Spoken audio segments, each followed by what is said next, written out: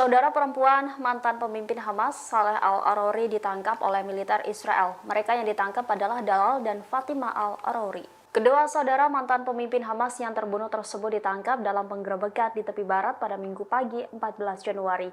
Media Palestina melaporkan bahwa IDF juga melancarkan 2 serangan. Belum diketahui nasib Dalal dan Fatima seusai ditangkap pasukan Israel. Sebelumnya diketahui Arouri tewas dalam serangan udara IDF di Lebanon pada Selasa 2 Januari lalu. Serangan drone itu juga membunuh 2 komandan Brigade Al-Hassam dan 4 anggota Hamas lainnya. Sejumlah pihak marah atas tewasnya wakil pemimpin Hamas tersebut. Kelompok Hizbullah Lebanon hingga Houthi Yaman berjanji akan membalas dendam dengan serangan yang lebih besar terhadap Israel. Sementara itu, Perdana Menteri Israel Benjamin Netanyahu sempat meminta para menterinya untuk tidak mengomentari kematian Arouri. Download Tribun X sekarang, menghadirkan lokal menjadi Indonesia.